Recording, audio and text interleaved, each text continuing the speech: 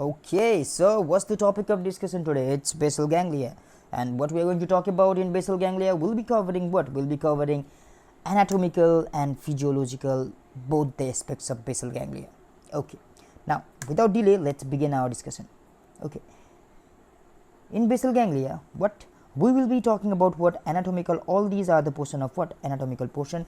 We'll be talking about several different type of nucleus present in basal ganglia. We'll be talking about what different connections of basal ganglia, efferent fiber, right, these things. And then what we'll do, we'll move into the physiological portion, and in physiological portion we'll be dealing with direct pathway, we'll be dealing with indirect pathway, how does they work, and also we'll be talking in brief about the lesion in basal ganglia. And these are the things that we are gonna discuss about in basal ganglia. So now without delay, let's begin our discussion. Okay, now starting our discussion, I would like to mention one important fact, that the basal ganglia that we are telling right now is a misnomer. Where is misnomer? Because it should be called basal what nucleus. Now why it should be called basal nucleus, not ganglia? Because now in this diagram, okay, now what are the nucleus and what are the ganglion? We need to know that thing initially. So nucleus and ganglions, these are nothing but these are gray matter. Now what are these gray matter? Gray matter are the collection of cell bodies. As you can see, what this is cell, complete cell, right, axon and cell body. So the collection of cell body is gray matter, and gray matter is what nucleus and ganglion. But the gray matter, the collection of cell bodies in CNS, central nervous system, is our nucleus, and the collection of gray matter in peripheral nervous system is our ganglion, right? Now we need to know whether the basal ganglia is of CNS or PNS. As I am saying that it should be called nucleus, that means basal ganglia is a part of what? It is a part of CNS. And talking about CNS, it is a part of what? Telencephalon, right? Its nucleus are present in telencephalon. Okay, part of telencephalon. That means these are the collection of what? Cell bodies or gray matter in CNS. That means it should be called what? It should be called nucleus, not ganglion. So I mentioned that this is a misnomer. That's all. Okay, now moving further, right, talking about different nucleus of basal ganglia, it has got what? It has got our structural nucleus and functional nucleus. Now what are the structural nucleus? These are what? These are the nucleus present in telencephalon. And what are the functional this nucleus? These are present in diencephalon, mesencephalon, and what? And they have a functional relation with each other. Now talking about the structural nucleus, this structural nucleus is our caudate nucleus, putamen, globus pallidus, amygdaloid nucleus, and functional are our subthalamus present underneath thalamus, right, the part of diencephalon, and substantia nigra, right, mesencephalon. We'll be talking about this thing in detail later on. Why is substantia nigra? Okay, now what? These are the nucleus of basal ganglia. Now without delay, let's move into what? This cadaveric image. Now here, okay, let's see initially the caudate nucleus. So where is our caudate nucleus? Caudate nucleus is right here. These are our caudate nucleus. This is the midline of body, right? Now just above caudate nucleus, what you will see? You will see what? Our corpus callosum. What is corpus callosum? Simply the commissure that connects to what? To to what? Cerebral hemisphere. That's all. This is our caudate nucleus. Below caudate nucleus, you will see an important structure, that's fornix, right? Now below them, what we will find? We'll find thalamus, right? We'll find thalamus. Now between thalamus, we'll see here what? We'll find here what? The third ventricle. Now this caudate nucleus, right? The caudate nucleus and thalamus, they are present close to midline of body. And there is one important nucleus. What is this? This is our lentiform nucleus. This is lentiform nucleus. The lentiform nucleus is a collection of two nucleus, right? The lateral one is our putamen, whereas the medial one, it is our what? Globus pallidus. Okay. Now the lateral one, putamen, it is simply nothing. It is not divided into anything. But this globus pallidus, it is divided into external segment and internal segment. That's all. And I've already mentioned this whole structure, what it is called? It is called lentiform nucleus. That's all. Now since laterally there is our lentiform nucleus, and medially our what? Caudate nucleus and thalamus, right? Thalamus. Now between these two structure, we have got what? We have got one door like structure, and that is our internal capsule. So here you will see internal capsule between these two structure, right? This is our internal capsule. Now this internal capsule is also divided into three parts. This is our anterior anterior part of our this internal capsule. Similarly, anterior part or anterior limb, the middle, the bent one is our genu, and the lower is our posterior limb of our internal capsule. Now if you will see this anterior limb, it is sandwiched between this caudate nucleus and our this lentiform nucleus, but the posterior limb is sandwiched between this thalamus and lentiform nucleus. That's all. This is about internal capsule, right? Okay, now moving further, that I would like to add up right here is, okay, this diagram is similar to that diagram only. Let's suppose this is the midline of body, right? Midline of body, close to midline of body, medially we have got thalamus and we have got caudate nucleus, right? Caudate nucleus and thalamus to midline. Now lateral to thalamus and caudate nucleus we have got we have got this internal capsule, and lateral to internal capsule we have got lentiform nucleus. Now this caudate nucleus continues and goes beyond our this internal capsule and form amygdaloid body, or it is called amygdaloid body. That's all. Now moving further, I would like to add one important thing right here. Okay, let's focus initially about this diagram. So in this diagram, what is this? This is our thalamus. This is our caudate nucleus, right? This is our internal capsule, right? And then this whole is our this whole is our lentiform nucleus. Now if you will see this caudate nucleus and this lentiform nucleus, these are collectively called these are collectively called our stratum, right? What are these called? These are called caudate stratum. These are called caudate stratum. Okay, and these caudate nucleus and this putamen are also sometime they are joined with each other. Now when these two are only connected, caudate nucleus and our this putamen, then it is called neostratum. And this neostratum is also called stratum only. So okay, let's be clear right here. So I said corpus stratum, right? Corpus stratum is caudate nucleus plus whole this our lentiform nucleus, right? Caudate nucleus plus lentiform nucleus. Now this lentiform nucleus consists of globus pallidum and putamen. This putamen and caudate nucleus, these are together called neostratum or stratum only. And this globus pallidum or pallidus singly it is called palleostratum. What it is called? It is called palleostratum. So this is one important thing. Now let's not do anything and let's go into let's go into this structure. What is this? Schematic diagram of same thing. The upper one, what we have got caudate nucleus close to midline of body. The below one we have got thalamus, right? Thalamus.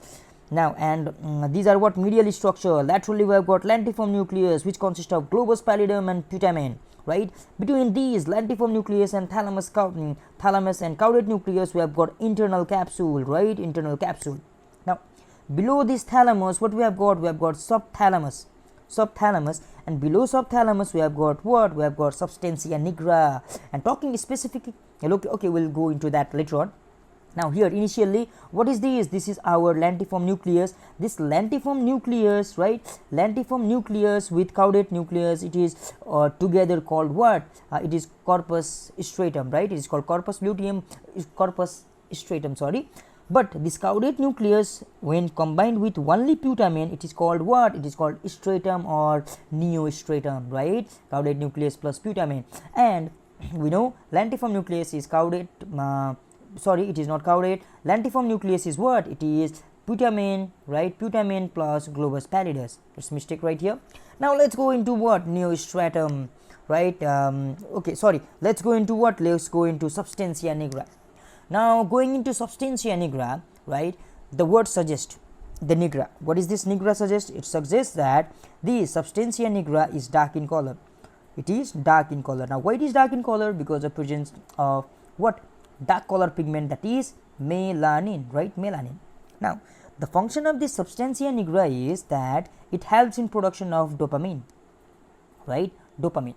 Now what is this dopamine? It is neurotransmitter, and it is important for new nigrostriatal pathway. Now as I am saying, substantia nigra, it will produce dopamine, and this dopamine will be carried in this pathway. What is this pathway called? It is called nigrostriatal pathway. From substantia nigra to stratum, right? That's all. Now because of some condition, if there will be decrease in dopamine, then what will happen? Then obviously this pathway, nigrostriatal pathway, will be disturbed. As this pathway will be disturbed, what will happen? There will be relative increase in acetylcholine, and this condition is called what? Parkinsonism. What it is called? It is called Parkinson's disease. Now how are the patients presented to you with Parkinson's disease? They are presented with pill rolling, tremor, cogwheel or lead pipe rigidity, hypokinesia. Now how we are going to treat this Parkinson's disease? Obviously by providing what? Dopamine, right? But dopamine cannot cross blood-brain barrier, so we are going to provide what? L-dopa. And also we can do another thing, that is we can decrease acetylcholine by providing what? Anticholinergic drugs like trihexyphenidyl, right? Trihexyphenidyl. So this was about what? This was about our Substantia Nigra and this schematic diagram. Now we'll be moving to what? We'll be moving to the connection, right? Connection, the efferent and efferent fibers of our what? Of our basal ganglia, of our corpus stratum. The efferent fiber that we are going to discuss right now is we'll be talking about corticostriate fiber, thalamostriate fiber and nigrostriate fiber. Now as name suggests, corticostriate, that means coming from where? Coming from our cortex, right, to what? To stratum, right? Similarly thalamostriate, that means coming from thalamus to stratum, right? And nigrostratum, right? Nigro from what? Substantia nigra to our stratum. So now here the word stratum that we are saying is what? This is our nigrostratum, that means caudate nucleus, right? Okay, here the word that it is saying stratum is our corpus stratum, that means here we are talking about what? We are talking about this caudate nucleus also and all these lentiform nucleus also. So here we are talking about these things. Okay, now let's go. Okay, in this diagram what we can see? We can see the higher center, that is cortex, right? This is the cortex. You can see what is this? This is our caudate nucleus. Here this is our thalamus, and this whole is our lentiform nucleus, right? Lentiform nucleus. We have got internal capsule in between, right? We have got internal capsule, and what we have got is we have got the section of midbrain right here, right? This is the section of midbrain. So now here as I am saying, the efferent are what? Corticostriate fiber, cortico coming from cortex to what? To stratum. As you can see, these are coming from cortex and going into stratum. And another is our thalamostriate fiber, that means what? Coming from thalamus and going into stratum. Now this caudate nucleus is also the part of stratum, right? So this is what? This is our thalamostriate fiber. And another is nigrostriate fiber. Now what? Coming from Substantia Nigra. Now what is the location of Substantia Nigra? The location of Substantia Nigra is between, right? Between, what is this? This is our cerebral peduncle, right? And above we have got what? Tegmentum. Now above this we have got tectum. So between this tegmentum and this peduncle, what we have got? We have got Substantia Nigra. And this fiber, what it will do? It will go from Substantia Nigra to into stratum. So these are what? These are efferent efferent fiber of corpus stratum, right? Corpus stratum means what? If you remember, it is what? Lentiform nucleus plus our caudate nucleus. That's all. Now what about efferent? What about efferent nucleus?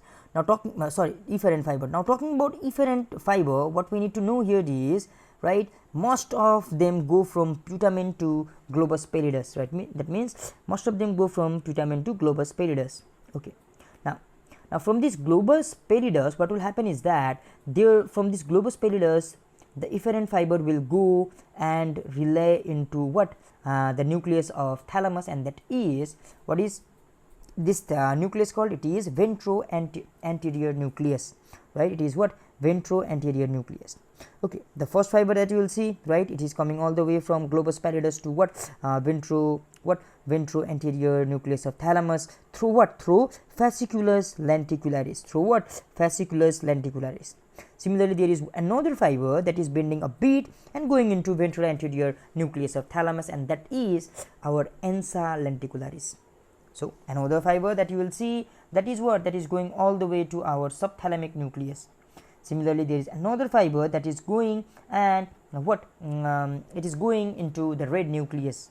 Similarly, there is another that will go and be joined with reticular formation. Similarly, there is another one that will go all the way down to Substantia Nigra. So these are what, these are the efferent fibers. Now we discussed about what, we discussed about the anatomical positions, right, anatomical content of basal ganglia. Now what we'll do is we'll go into the physiology portion, right, physiology portion will go into what, will go into direct and indirect. Now before getting into direct and indirect pathway, I would like to add some important fact about basal ganglia, right, basal ganglia. Now talking about basal ganglia, I would like to mention that basal ganglia at rest, that means at normal condition, at the time of rest only, at rest this basal ganglia is what, it is inhibitory in nature. What it is inhibitory in nature. Now talking about the function of basal ganglia, it suppresses what, it suppresses both voluntary and involuntary movement, right. Another thing that it will do is it does the planning of motor movement,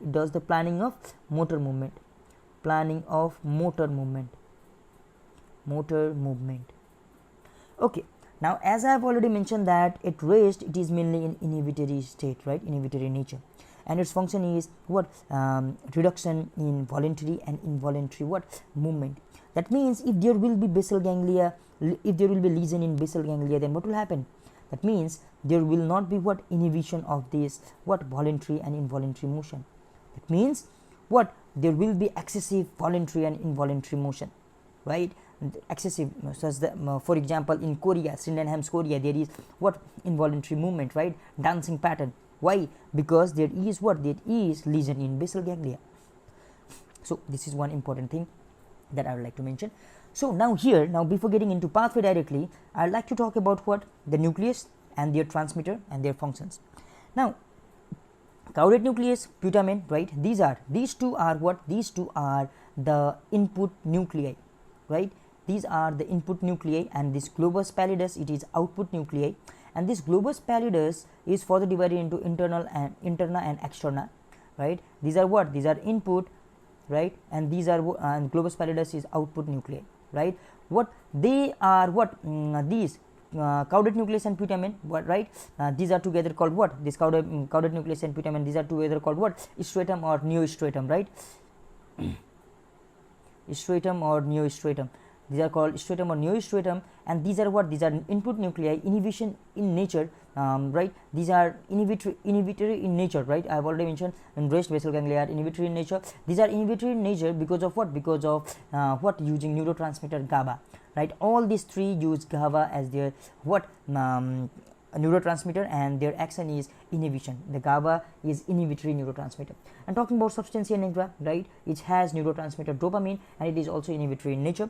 Similarly, the one and only excitatory nucleus in basal ganglia is our subthalamic nucleus, right. It is excitatory in nature. It uses what, glutamate, that is excitatory neurotransmitter. Okay. Now I think we are clear about what, the nucleus and their neurotransmitter. Now moving into what, moving into pathway. Now there are what, the basal ganglia pathway, there are two pathways, that is one is direct pathway and indirect pathway. Direct pathway, it facilitates movement, but this indirect pathway, as name suggests, IN, right, it inhibit what, inhibit the movement, Now let's not focus into this diagram, we will be coming into this diagram later on. Let's draw it ourselves right here. Now initially what is there, there is our thalamus, right. What is there, there is our, initially we have got thalamus. Now this thalamus, right, this thalamus activates our what, motor cortex, and these, when these activate motor cortex, then what will happen, there will be movement, right, there will be movement. Now in direct pathway, what we want this, right, we want thalamus to activate motor cortex, and that will perform what, movement, we want this. But what is going on here is this thalamus, right, in this thalamus, the thalamus that will just what, activate motor cortex. Here in thalamus, the thing that we are specifically talking about is, we are talking about ventral anterior nucleus. If you remember this ventral anterior nucleus, we discussed where, we discussed it right here, we discussed it right here, right? Ventro-anterior nucleus of thalamus is what? It is motor nucleus of thalamus, and it will what? It will activate this motor cortex that will just enhance the movement. That means that will facilitate the movement, and in this direct pathway we want this facilitation of movement only. But this thalamus is what? This thalamus is inhibited, right? It is inhibited by our what? Globus pallidus interna, right? Globus pallidus interna, right? We know that globus pallidus interna at normal condition what it does, it uses GABA, right? It produces GABA, and this GABA is what? Inhibitory in nature, and it inhibits thalamus. That means now the thalamus, which was going to activate our motor cortex for facilitating movement, will not be able to do so, because it is being inhibited. It is being inhibited. Now what will happen? Now I mean, what we need to do now? Now there is another thing that is inhibiting this our globus pallidus interna. Now what is this? This is our striatum, right? Striatum. That means striatum means what? Caudate plus what? Our putamen. Now this striatum, what it will do is it will release GABA. It will also release GABA, and what it will do is it will release GABA, and it will inhibit our this what? Globus pallidus internus. That means this globus pallidus internus was what? It was just inhibiting this thalamus, and it was not allowing our motor cortex for movement, facilitating movement. But now this globus pallidus, which was inhibiting thalamus, is being inhibited by what? Our striatum. That means it is not able to inhibit our this thalamus. That means there will be what? There will be motor cortex activation, and there will be what? There will be movement. So this is what? This is our direct pathway, right? This is what? This is our direct pathway. This motor cortex will also what? Further activate our striatum, right? The main center of discussion right here is our globus pallidus internus. Globus pallidus interna. This globus pallidus interna, what is going on here? This globus pallidus interna is being inhibited. As you can see, it is being inhibited, right? Inhibited. It is being inhibited. That's why it is not able to inhibit our these thalamus, so that this thalamus is activating our motor cortex. I think it is clear now. Let's go into this diagram. The same thing is written right here. Direct pathway. The main point of discussion is the main thing that we need to know right here is here the globus pallidus interna is inhibited, right? Globus pallidus interna is being what? Inhibited by what? Our striatum, the caudate plus putamen. Here in it, okay, our thalamus, what we want? We want this thalamus to excite it, or way to activate motor cortex to facilitate movement. But what is going on? There is our globus pallidus, which was what? Which was inhibiting our this thalamus, the ventro-anterior nucleus of thalamus, right? Now to just cancel this inhibition, what we did, there was our striatum that was inhibiting its effect, right? As this striatum was inhibiting its effect, it cannot what? It cannot inhibit our this thalamus, because of which it will activate, and there will be facilitation of what? Movement. So this was about what? Direct pathway. Now in indirect pathway, okay, in indirect pathway, what we want? Indirect pathway, we want inhibition. We want what? Inhibition. We don't want activation of, we don't want facilitation of movement, we want inhibition of movement. Now okay, the same thing again. Now what we have got? We have got thalamus, right? What we have got? We have got thalamus. Now this thalamus, now what it will do normally? It will just activate what? It will activate motor cortex, right?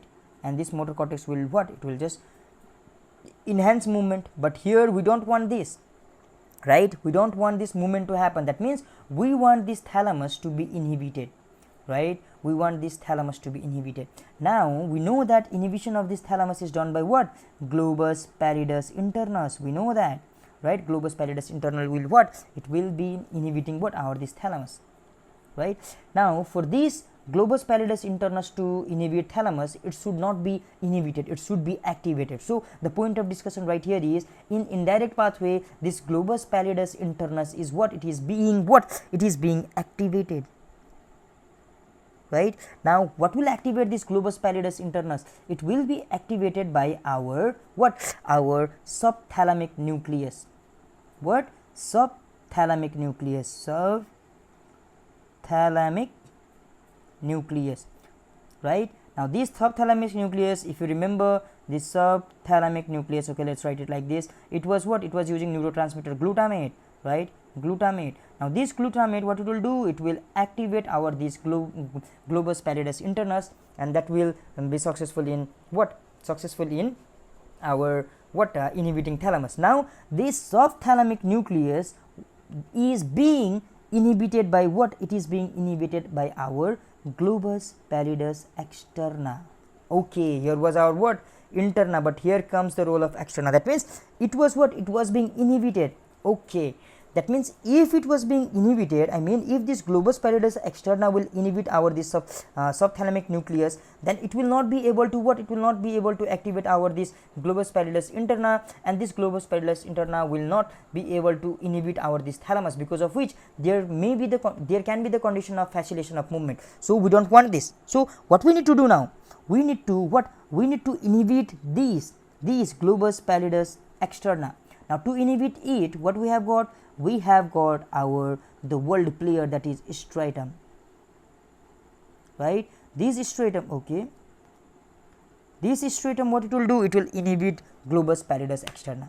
Now as this striatum will inhibit this globus pallidus externa, it cannot inhibit our this subthalamic nucleus, because of which it will activate our this GPI, globus pallidus interna, and it can easily inhibit thalamus. So this striatum will inhibit our globus pallidus externa, right? And this striatum, it is in direct contact with our what, motor cortex.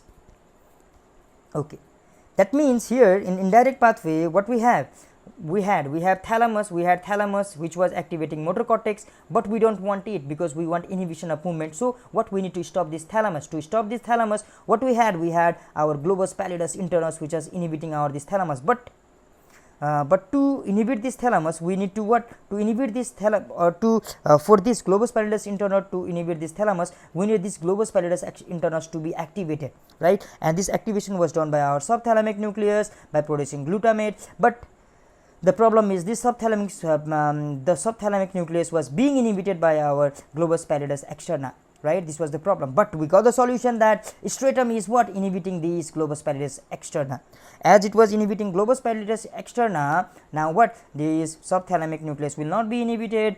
It will easily, now as it will not be inhibited, it will easily activate our globus pallidus interna, and this will easily inhibit our thalamus, and this thalamus will be inhibited, so it cannot activate our what, our this motor cortex, and there will not be movement. That means there will be inhibition of movement.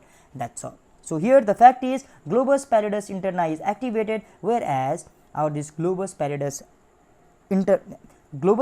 interna is activated, whereas globus pallidus externa is what, it is inhibited in our indirect pathway. But in our direct pathway, what is going on, globus pallidus interna was inhibited, right?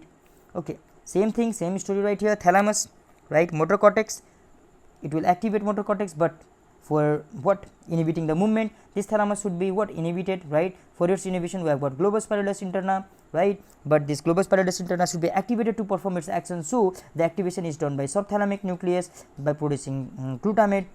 But the problem is, it is being what, it is being inhibited by what, our globus pallidus externa. But the solution is, we have got striatum that will inhibit our this globus pallidus externa. That's all. So this was what, this was about our indirect and direct pathway. So again the same thing, right? In indirect pathway, what is going on, globus pallidus interna is what, activated, but the globus pallidus externa is inhibited, right? The subthalamic nucleus escapes the inhibition caused by globus pallidus externa when it gets inhibited. Yes, the same thing, right? Now another thing is we have got what, substantia, we have got what, we have got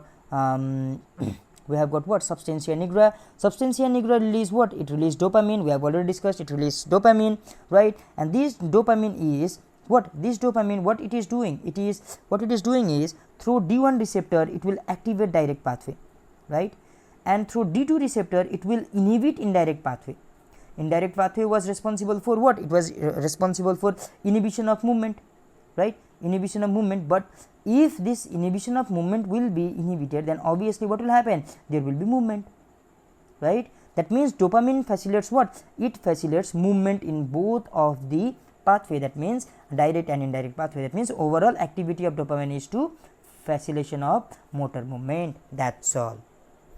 So what about the basal ganglia lesion? If there will be basal ganglia lesion, as I have discussed earlier, what, there will be involuntary movement, increase in involuntary movement, because the function of basal ganglia was to decrease voluntary and involuntary movement both.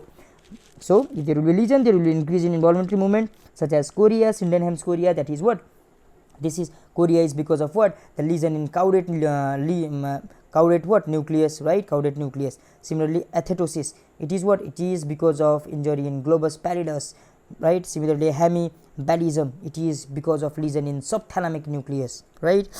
Now we have already discussed absence of dopamine. That is what? That is Parkinson's disease. And at that time what we see bradykinesia, decrease in movement. We will see hypokinesia. What we will see? We will see pin rolling tremor. That's all. So this was all about what? This was all about our basal ganglia, the anatomical and physiological aspect of basal ganglia. I hope we are clear with the topic. Thank you and have a great time.